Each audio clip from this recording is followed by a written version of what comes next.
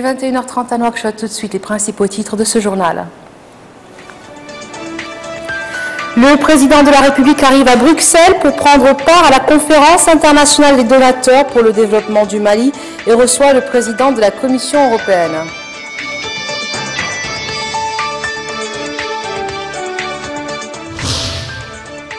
L'islam et la lutte contre le crime, objet d'un séminaire à Kiev auquel prennent part nombre d'imams et de ulama.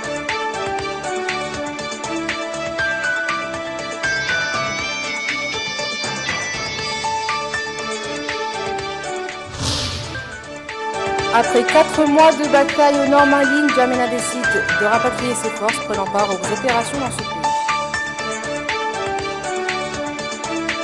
Mesdames et messieurs, bonsoir. Et je le disais donc tout de suite dans les titres, le président de la République, M. Mohamed Ould Abdelaziz, a rencontré aujourd'hui au siège de l'Union européenne à Bruxelles le président de la Commission européenne, M. José Manuel Barroso. Les entretiens ont porté sur les relations existantes entre la Mauritanie et l'Union européenne et les questions d'intérêt commun, notamment la conférence internationale des donateurs pour le développement du Mali. La rencontre s'est déroulée en présence des ministres des Affaires étrangères, de la coopération, des Affaires économiques et du développement, des pêches et de l'économie maritime, ainsi que du directeur de cabinet du président de la République.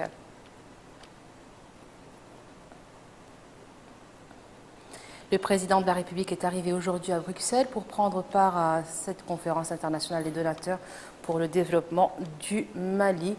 Conférence qui a pour but d'accompagner l'opération visant à asseoir la stabilité dans ce pays au plan politique et économique.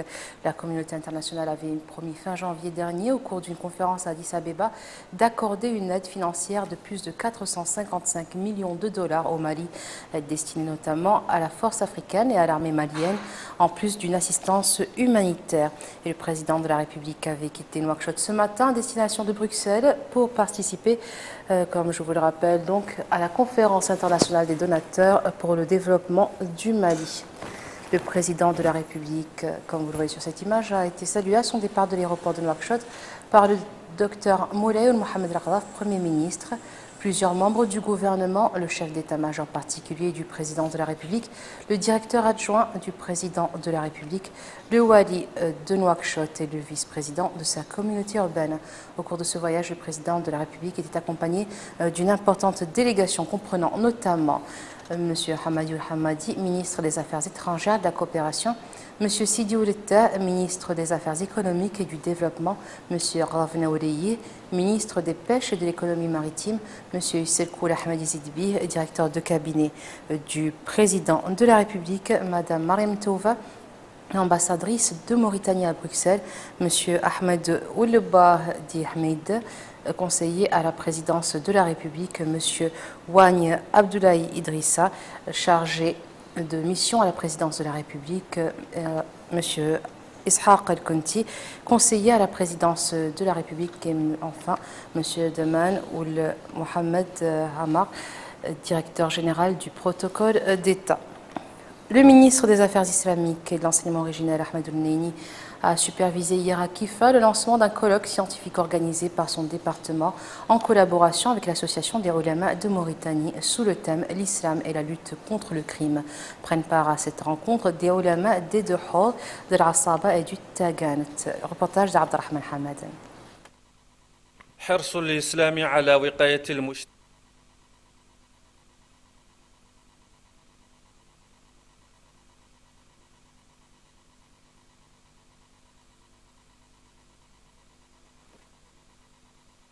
Et nous excusons donc pour ce problème technique. Nous reviendrons donc sur ce reportage d'Abdelrahman Hamad dans quelques instants. Et ici à Nouakchott, le Palais des Congrès a abrité ce matin le lancement des activités marquant la 93e édition de la Semaine nationale de la santé reproductive et de la protection sociale sous le parrainage de l'épouse du président de la République, Mme Tekber Mentahma. Il s'agit plutôt donc de la 9e édition.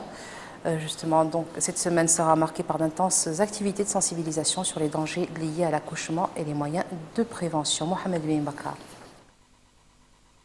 Les activités de la 9e édition de la santé, de la reproduction et de la protection sociale seront sous-tendues une semaine durant par des actions de sensibilisation sur les dangers liés aux accouchements et les voies de prévention. Des prestations sanitaires dans le domaine de la santé maternelle seront assurées dans les centres sanitaires tout le long de cette semaine de la santé de la reproduction.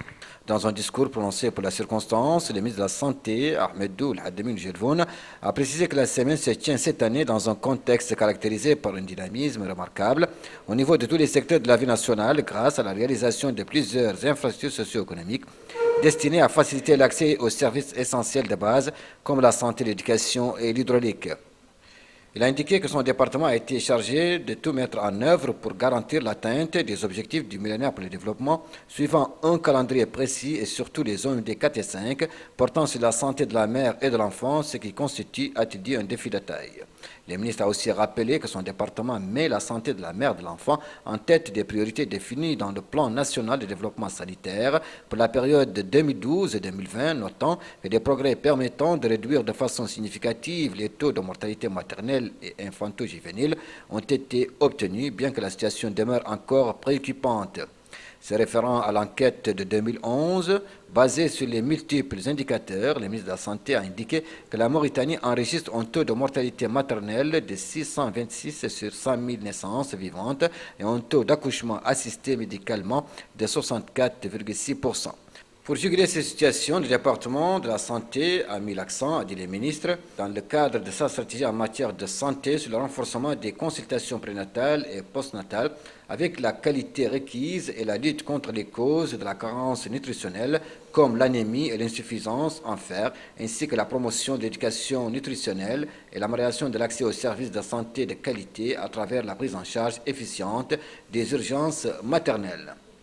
Au nom des partenaires, le représentant de la coopération espagnole a réitéré, lui, l'engagement des partenaires techniques et financiers à soutenir notre pays dans ses efforts visant l'atteinte des OMD.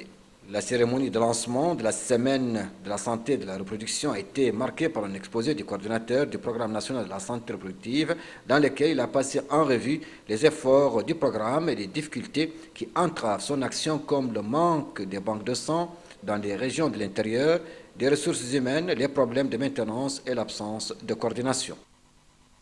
Et nous revenons donc maintenant sur cette activité qui a eu lieu à Kiev. Le ministre des Affaires islamiques et de l'enseignement originel, donc je vous le rappelle, Ahmedou El-Neini, a supervisé hier dans cette ville le lancement d'un colloque scientifique organisé par son département en collaboration, je vous le rappelle aussi, avec l'association des Ulama de Mauritanie. Donc un colloque qui aura lieu sous le thème « L'islam et la lutte contre le crime ». Et je vous le rappelle aussi, prenez part à cette rencontre des Ulama des deux halls, de l'Asaba et du Tagalat. Abdelrahman Hamadan. L'islam et la lutte contre le crime. Tel est le thème de ce séminaire de formation organisé par le ministère des Affaires islamiques et de l'enseignement originel en collaboration avec l'Association des ulémas de Mauritanie dans la ville de Kifa. Les participants à ce séminaire de formation, qui sont des ulémas venant des wilayas de Dehod et d'Itaga, ont suivi plusieurs conférences et exposés portant dans leur ensemble sur des mesures préventives religieuses relatives à la protection de la société contre les risques éventuels du crime. Ouvrant les travaux de ce séminaire de formation qui dure 3 jours, le ministre des Affaires islamiques et de l'enseignement originel, M. Ahmedou El-Neini, a indiqué que l'objectif visé est de vulgariser la culture de paix, de fraternité et le renforcement de l'unité nationale. Pour sa part, le président de l'Association des ulémas de Mauritanie a loué l'intérêt qu'accordent les autorités publiques à la protection de la nation contre le crime, estimant que les recommandations issues de cette rencontre contribueront dans la lutte contre le crime et renforceront l'unité nationale, la cohésion sociale ou encore la stabilité du pays. Le porte-parole des populations des zones cibles a souligné, quant à lui, l'espoir qu'allouent ces populations à cette rencontre pour l'ancrage de l'unité nationale, souhaitant la bienvenue aux ulémas dans la ville de Kifa. Le ministre de la Santé, Ahmedou El-Hademi Jelvoun, a effectué aujourd'hui une visite de prise de contact et d'information à l'hôpital de l'Amitié de Aravat pour s'enquérir de la situation des malades et de la marche du travail dans cette institution sanitaire. Cette visite intervient en appui aux efforts d'amélioration des prestations de l'hôpital à travers un partenariat avec la CNAM pour rehausser la qualité des prestations sanitaires rendre disponibles les médicaments, former les cadres médicaux et acquérir du matériel et des équipements pour un investissement de 75 millions d'ouguiyas. À la fin de la visite, le ministre a souligné le succès de cette expérience, invitant les hôpitaux à mettre en œuvre des programmes similaires avec la CNAM avant de donner ses instructions au patron de la CNAM pour la prise en charge de 3 jumeaux issus d'une famille modeste. Début aujourd'hui à Nouakchott d'une journée de nettoyage de la plage des pêcheurs des sacs et sachets plastiques souples d'emballage. Cette campagne est organisée par le ministère délégué auprès du Premier ministre chargé de l'environnement et du développement durable en collaboration avec la commune de Tefraghzena et l'agence allemande pour la coopération internationale, la GIZ. Qui est organisé par le ministère chargé de l'environnement et du développement durable en collaboration avec la commune de Tefraghzena et l'agence allemande de la coopération internationale GIZ, a pour objet de nettoyer la plage des pêcheurs des sacs et sachets plastiques souples d'emballage. Les communes de Sebkha et d'Elmina ainsi que des écoles publiques et privées ont participé à cette activité qui s'inscrit dans le cadre de la mise en vigueur du décret 157/2012 portant interdiction de la production locale, l'importation, la commercialisation et l'utilisation des sacs et sachets plastiques souples d'emballage sur toute l'étendue du territoire national. Le littoral est devenu le support de nombreux enjeux économiques et sociaux du pays, mais également l'armature d'une activité urbaine et portuaire en pleine expansion, d'où son importance pour la nation et l'intérêt de sa préservation. L'activité de cette journée vise particulièrement à marquer l'intérêt que les pouvoirs publics accordent à la préservation et à la protection de notre littoral à travers la collecte des déchets plastiques et traduit la volonté de notre gouvernement de protéger les milieux marins contre ces fléaux. La maire de la commune de Tefraghzena a, dans un mot pour la circonstance, affirmé que sa commune a ressenti le danger prélevant depuis la première heure portant sur la précarité du littoral dunaire avec l'existence des saillies menaçant les habitants de la mairie, l'absence de couvert végétal ainsi que la construction des bâtiments résidentiels dans des zones inondées par l'eau de pluie ainsi que l'absence d'égouts pour l'évacuation des eaux usées, ce qui a conduit le conseil municipal à consacrer une part considérable du budget à la réalisation des projets et d'activités entrant dans le cadre de la préservation de l'environnement et l'amélioration du cadre de vie des citoyens, a-t-elle ajouté. Le représentant de la GIZ a mis en exergue l'importance de cette activité. Il est nécessaire de mieux protéger le littoral pour protéger la ville. Et votre action est une bonne contribution aux actions du ministère et de la ville. Votre action ici dans la zone du littoral de Nouakchott est appuyée par le projet Adaptation au changement climatique des villes côtières, ACCVC. Ce projet de la GIZ appuie le gouvernement mauritanien et les responsables de la ville, les maires et les communautés et la communauté urbaine dans leur effort de s'engager contre les effets du changement climatique. De son côté, le président de l'ONG Claire Beach, M. Mohamed Mahmoud Ouldahi, a présenté un exposé sur les dangers des matières plastiques, indiquant que ces matières, dont la persistance dans la nature est très longue, dégradent durablement le patrimoine national du pays et l'esthétique environnementale aussi bien en milieu urbain qu'en milieu rural. La journée a été marquée par des activités de ramassage des sacs et sachets plastiques au niveau du littoral situé entre le marché des poissons et le Wharf de Nouakchott. L'Union des littéraires et écrivains de Mauritanie a organisé hier soir un colloque consacré à l'œuvre du poète mauritanien Yesrem Ouelkbeid, considéré comme l'un des illustres poètes et hommes de savoir issus de la Mahadra traditionnelle. L'événement a eu lieu en présence du secrétaire général du ministère de la Culture, de la Jeunesse et des Sports et d'un parterre de maîtres de Mahadra et de littéraires, et aussi en présence du cheikh Mohamed Hassan Ould Dadou. L'assistance à cette occasion écoutait une lecture de l'œuvre de l'érudit.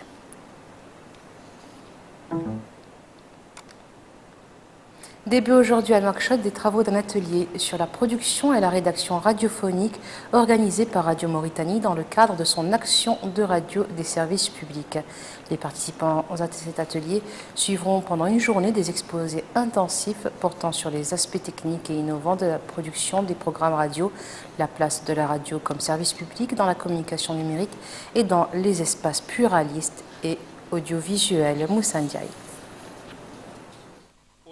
de cet atelier sur la production et la rédaction radiophonique, plusieurs exposés, notamment les aspects techniques de la production des émissions radio, la place de la radio comme service public dans la communication numérique et dans les espaces pluralistes et audiovisuels.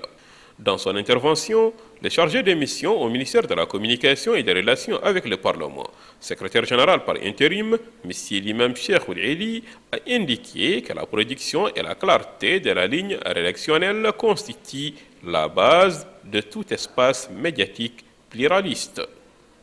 De son côté, le directeur de Radio Mauritanie, M. Mohamed Cheikh Ould Sidi Mohamed, a souligné que l'objectif de cet atelier est de tracer un processus définissant les techniques de l'information radiophonique et mettre en place un journal tenant compte des principes de l'écriture et de la rédaction au sein de la radio mère et dans des stations affiliées. Les résultats de cet atelier vont sans nul doute accompagner les efforts des acteurs concernés par ces dossiers en vue de mettre en place un conseil de la rédaction et de la production déjà approuvé par les conseils d'administration de Radio Mauritanie. Aussi, un club d'auditeurs sera mis en place pour permettre aux auditeurs de donner leurs avis sur les produits radiophoniques. La capitale a abrité cet après-midi une cérémonie organisée par l'association El Khair pour l'entraide sociale au parc d'attractions Shahrazad. La cérémonie a été présidée par le commissaire adjoint aux droits de l'homme, à l'action humanitaire et aux relations avec la société civile. L'association El Khair pour le développement mauritanien a organisé ce matin une cérémonie de distribution des dons au profit d'un important nombre d'enfants orphelins pris en charge par l'association. Les dons se composaient de montants financiers, de matériel didactique et de vêtements.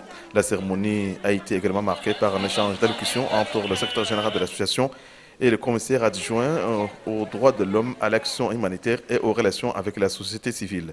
M. Cheikh Ould Bouassriye devait à cette occasion souligner l'intérêt qu'accorde le président de la République, M. Mohamed Ould Abdelaziz, à toute action allant dans le sens de l'amélioration des conditions de vie des populations démunies, notamment les orphelins et les handicapés. Le secrétaire général de l'association El Khair pour le développement en Mauritanie, pour sa part, M. Ishaq Ould El-Kahel, s'est félicité de la présence des autorités à cette cérémonie avant de rappeler la portée de cette action en faveur des orphelins. L'association apporte assistance à plus de 300 enfants, des milliers défavorisés, particulièrement les orphelins. L'association œuvre dans les domaines de la lutte contre la pauvreté, la promotion des vertus de l'entraide et la solidarité, la promotion de l'emploi, ou encore la lutte contre l'analphabétisme. Elle a été créée en 2001. C'était donc un reportage de Salem Mejbour Salem. Les travaux d'un atelier sur la révision et l'évaluation de la stratégie nationale de limitation des dangers des catastrophes naturelles ont démarré aujourd'hui à Nouakchott. L'atelier vise le renforcement des capacités des pouvoirs publics et de la société civile pour les aider à mieux s'approprier les questions environnementales et promouvoir des outils de communication et de coopération entre les différentes institutions concernées. Melika Narli. La sécurisation des populations et la prévention et la gestion des catastrophes naturelles est au cœur de la stratégie nationale de réduction des catastrophes en Mauritanie, qui fait l'objet d'un atelier de réactualisation. Ouvrant les travaux de cet atelier, Mme Mekfoula Metagat, secrétaire générale de la Commission nationale pour l'éducation, la culture et les sciences, a souligné que la Mauritanie a mis en œuvre une stratégie globale et intégrée pour la protection de l'environnement, de manière à prendre en charge la problématique environnementale dans ses différentes dimensions. Elle a affirmé qu'outre la prise en compte des aspects environnementaux dans la conception et la mise en œuvre des différents projets et programmes de développement, les pouvoirs publics ont engagé récemment des actions phares telles que les campagnes de sensibilisation à large échelle, la lutte contre l'ensablement et la désertification, la promotion des zones continentales, maritimes et littorales protégées, l'interdiction de la vente et de l'utilisation du plastique souple, d'emballage et de nombreuses autres actions. Pour sa part, Mme Aïcha Bamoun, experte à l'Organisation islamique pour l'éducation, les sciences et la culture, ISESCO, a souligné la nécessité de disposer d'une vision à long terme basée sur une stratégie nationale adéquate pour faire face aux enjeux liés aux catastrophes naturelles. La prévention et la préparation au risque de catastrophes naturelles vont de pair, et pour y parvenir à un changement d'état d'esprit ne suffit pas. Il faut un changement majeur dans la prise en compte de ces risques de catastrophes. En effet, la réduction des impacts des catastrophes naturelles par la réduction de la vulnérabilité et le renforcement de la résilience est essentiel pour préserver les acquis du développement économique et social. L'impact des catastrophes se renforce avec le temps, parallèlement à l'expansion de l'activité humaine. Ceci ne tient pas compte des changements climatiques possibles, ni de la configuration des phénomènes météorologiques extrêmes. Les changements climatiques compliquent plus encore la situation. Ainsi, le renforcement des capacités des États membres de l'OCI dans ce domaine, et ce par la sensibilisation aux risques et à l'amélioration de l'accès à l'information et l'aide des pays et renforcement des interventions des capacités de reconstruction, ainsi que de mettre en œuvre des programmes de gestion des risques de catastrophes dans l'ensemble des États membres de l'OCI exposés aux catastrophes naturelles, lesquels doivent être appuyés pour renforcer leur capacité de résilience. Les pays de l'Organisation de la Conférence islamique, au regard de leurs ressources naturelles limitées et de leur grande vulnérabilité, sont les plus touchés par les phénomènes climatiques extrêmes et les nombreux défis y afférents, notamment la raréfaction des ressources en eau, la chute de la production alimentaire, la montée du niveau des mers, la sécheresse et la détérioration de la santé humaine. Les principes de la Convention cadre des Nations Unies et ceux du protocole de Kyoto en matière d'environnement suggèrent les axes d'une action efficace pour une meilleure prise en charge des catastrophes naturelles. La Direction générale de l'enseignement et de la formation professionnelle de l'Asaba a réceptionné 200 tables bancs de la part du Centre de formation et de perfectionnement professionnel de Kiev. La cérémonie a eu lieu sous la supervision du Wali de l'Asaba, Cheikh Oul Abdullahi Ourewa. Ce premier lot rentre dans le cadre du projet d'équipement de l'ensemble des établissements scolaires en tables bancs. Actualité politique, le parti Hatem a organisé ce matin à son siège de la capitale une cérémonie marquant l'adhésion de 2 nouveaux groupes, des Muqata'a de Kobani et de Dar Naïm à cette formation. Ce ralliement est intervenu selon les présidents des 2 groupes après une étude approfondie du processus d'évolution de ce parti, conscients qu'ils sont, selon eux, de la nécessité d'y adhérer au regard des conditions cruciales que traverse notre pays, marquées par l'exacerbation de la crise politique et économique. Actualité internationale, les Tchadiens, et à leur tête le président Idriss Déby Itno, ont réservé hier un accueil triomphal au premier soldat de retour du Mali à N'Djamena. La journée d'hier a été à cette occasion décrété chômé, férié et payé par le président tchadien. Quelques 700 soldats et 400 véhicules blindés ont défilé dans la capitale. Le retrait des soldats tchadiens, au nombre de 2000 engagés au Mali, se fera de façon progressive. Le président Idriss Déby Itno, qui a rendu hommage aux soldats tchadiens, a déclaré donc que la journée du 13 mai serait désormais consacrée journée de recueillement et de reconnaissance en mémoire des martyrs. Le Tchad a perdu dans les opérations au Mali 38 soldats et enregistré 84 blessés. Voilà, ce sera tout pour aujourd'hui. Avant de nous quitter, comme toujours, le rappel des titres. Le président de la République arrive à Bruxelles pour prendre part à la conférence internationale des donateurs pour le développement du Mali et reçoit le président de la Commission européenne.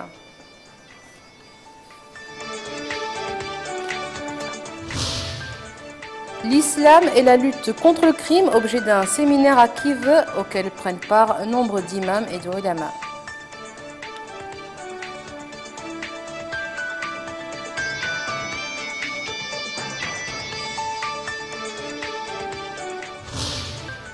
Et après 4 mois de bataille au nord Mali, N'Djamena décide de rapatrier ses forces prenant part aux opérations dans ce pays.